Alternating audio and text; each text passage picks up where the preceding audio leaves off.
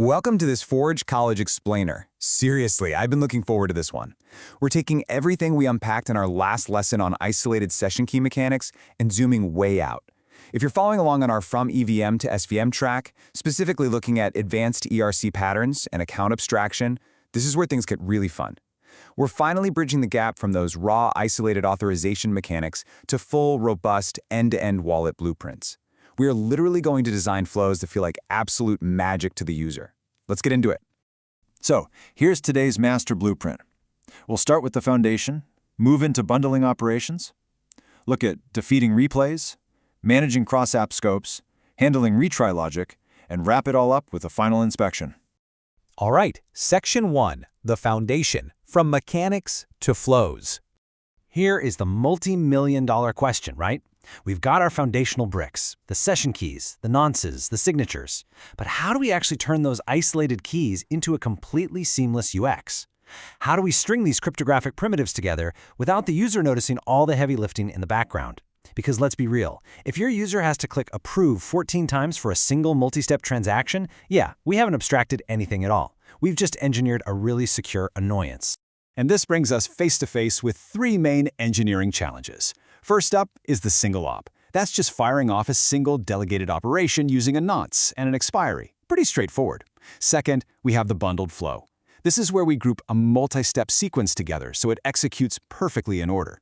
And third, cross-app delegation. This is where we hand a scoped session key over to a third-party app. Here, we need incredibly strict boundaries and, crucially, an emergency kill switch, a revocation path. Managing all three of these securely? Well, that's what separates a clunky prototype from a truly great wallet flow.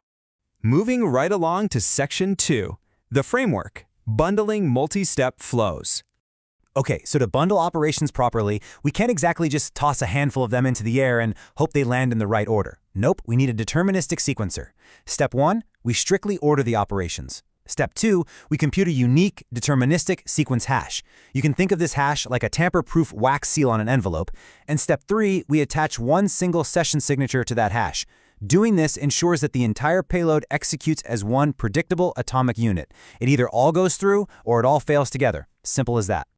Now listen up, because here is the absolute golden rule of wallet engineering. You must advance nonces only on committed execution. I cannot stress this enough. Your bundler should only tick that counter forward when the operation is actually accepted by the test harness or the blockchain state. If you advance the nonce just because a signature was verified and then the actual transaction fails, well, congratulations, you've just broken the mathematical chain.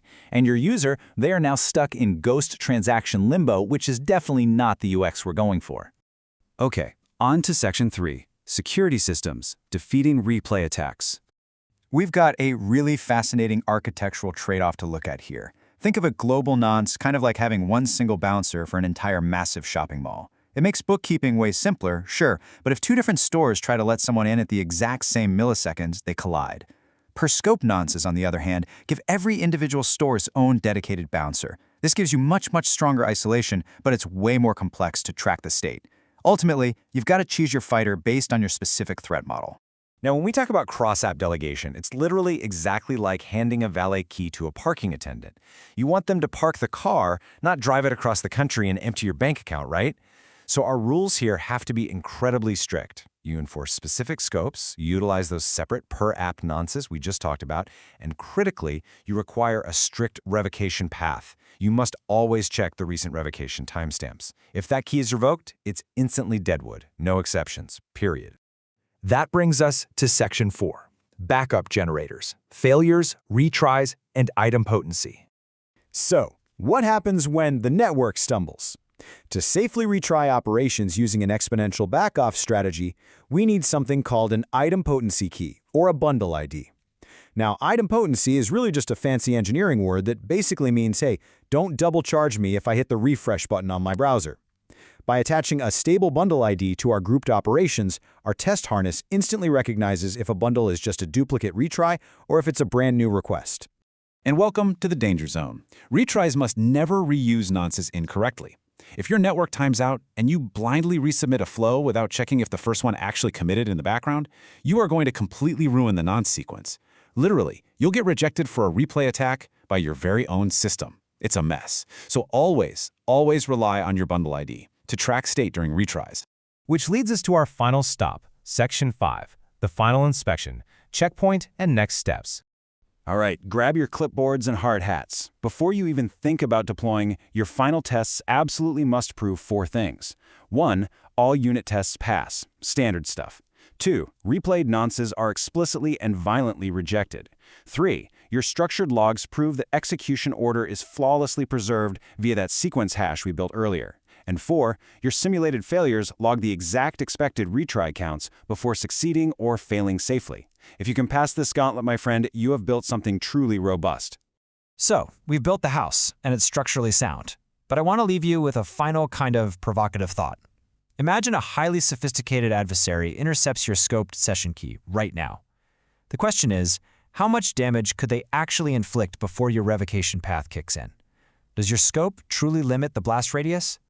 Well, that is exactly the threat model we are going to stress test in our very next lesson on security patterns and edge cases for account abstraction. You definitely won't want to miss it.